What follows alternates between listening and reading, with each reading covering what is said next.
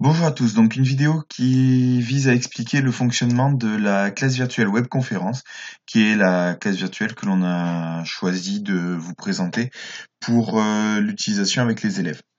Donc webconférence, c'est la classe virtuelle de l'ENT qui est estampillée Éducation nationale et qui devrait continuer à se développer dans les mois qui viennent. Elle se retrouve dans les applications, donc vous allez dans vos applications ENT, vous retrouvez webconférence et vous arrivez sur ce type de page. Vous pouvez donc créer plusieurs classes qui auront toutes un lien unique de connexion. Ce lien est toujours valable quand vous ouvrez la salle. Je vais créer une salle pour vous montrer. Nom de la salle, je vais faire une salle pour mes deux GATL. Je vais créer les deux GATL. Voilà, j'ai directement mon lien, j'ai plus qu'à copier le lien et l'envoyer directement aux élèves et ils se connecteront avec leur téléphone, les tablettes, l'ordinateur, ceux qui veulent. Pour ma part, moi je vais ouvrir la salle. Dans cette salle, vous allez retrouver plusieurs parties.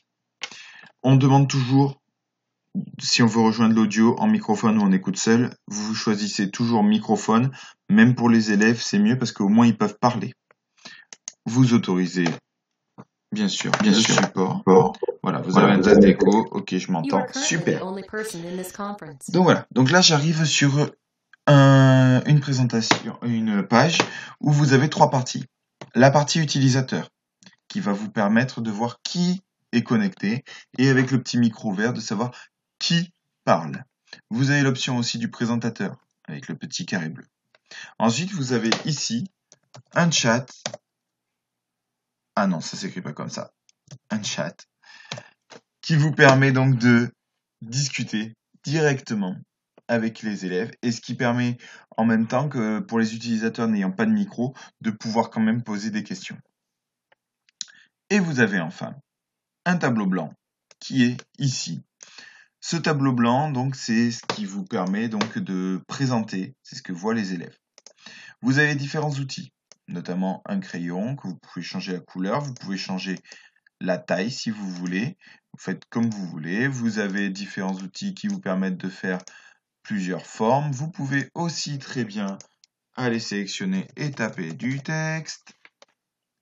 Vous pouvez revenir en arrière s'il y a quelque chose qui vous gêne. Et quand vous reprenez la main, ce n'est que pour déplacer certains éléments. Ici, on n'en a pas. Vous pouvez tout effacer. De manière à, une fois que vous avez fini une présentation, vous effacez, vous pouvez continuer. Ou si vous avez rempli toute la page, reprendre. Et vous avez un mode multi-utilisateur.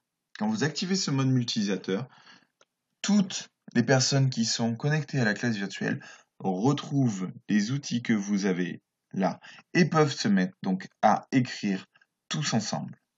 Donc c'est un outil qui est pratique quand on veut faire une analyse de documents par exemple à plusieurs mains, mais qui peut être vite le bazar si vraiment les élèves ne sont pas consciencieux et se mettent à travailler sur toute la page tous en même temps.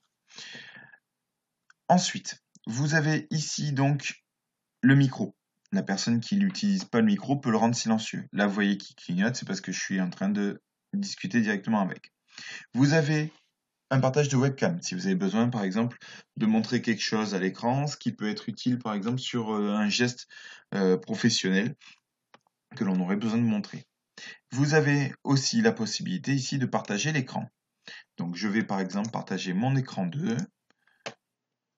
Et donc, on devrait voir apparaître ici notre partage d'écran, ce qui fait que si je vais travailler sur mon écran 2, les élèves pourront voir directement ce que je fais sur l'écran 2.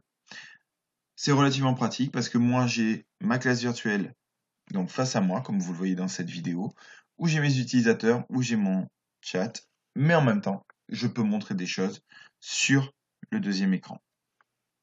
Une fois que vous voulez arrêter, vous arrêtez le partage, vous revenez sur votre écran blanc.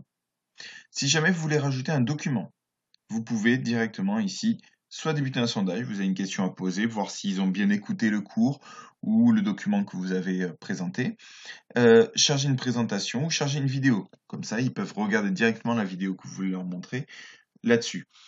Personnellement, je ne recommande pas de charger une vidéo parce que c'est très long et c'est lourd à diffuser. Il vaut mieux envoyer un lien en extérieur avec une vidéo stockée sur un autre espace, de manière à ce que les élèves puissent regarder. Par contre, charger une présentation, on peut donc très bien télécharger un fichier, n'importe lequel. Donc, je vais prendre un fichier, voilà, exercice de pourcentage, tac. On va le télécharger.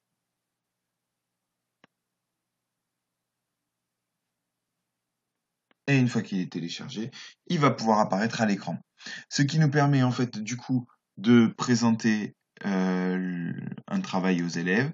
On a donc toutes les pages qui peuvent défiler là. On peut faire des zooms si on a besoin sur le document. Donc la main nous permet là par exemple de déplacer notre document. On peut, si on veut, le mettre en plein écran. Ce n'est pas dérangeant si on a besoin que ce soit un peu plus visible. Et voilà. Donc là, on a fait le tour des principales fonctionnalités de la classe virtuelle. Reste une fonctionnalité qui se retrouve dans la gestion des utilisateurs, parce qu'ici, nous pouvons donc mettre en sourdine tous les utilisateurs. S'il y a trop de brouhaha et que les micros, c'est le bazar, on peut couper le micro de tous les utilisateurs. Ils peuvent le réenclencher, chacun sans problème. On peut sauvegarder les noms d'utilisateurs, ce qui nous permet de faire un appel, par exemple, ce qui est intéressant comparé à la classe du CNED. On peut verrouiller si jamais il y a des personnes qui nous embêtent et on peut créer des réunions privées. C'est-à-dire que ici, on va pouvoir sélectionner le nombre de réunions que l'on veut faire, c'est-à-dire faire par exemple des travails en petits groupes, par exemple, et on va, avec les personnes qui sont dans la case non attribuée, les déplacer dans chaque réunion, régler le temps de réunion autant que l'on veut leur laisser, et une fois que l'on crée, on va avoir plusieurs salons dans lesquels les personnes vont pouvoir échanger sur un sujet. Donc, ce qui est pratique, si par exemple on dit, bon, ben, tel groupe d'élèves, vous allez traiter cette question, vous allez avoir 5 minutes, tel groupe d'élèves, cette question, 5 minutes. Chaque groupe va se retrouver en privé dans une mini-réunion et au bout du temps imparti, tout le monde rebascule sur l'écran principal, ce qui permet de faire un débriefing. Donc, ne pas oublier, dans ce cas-là, d'utiliser des outils tels que nuage de mots, ou d'autres choses, ou EduPad pour faire de la prise de notes, par exemple, de manière à ce qu'ils aient un travail collaboratif et que l'on puisse faire un débrief intéressant par derrière. Voilà, donc ça, c'est les principales fonctionnalités de webconférence qui vous permettront donc de l'exploiter pleinement.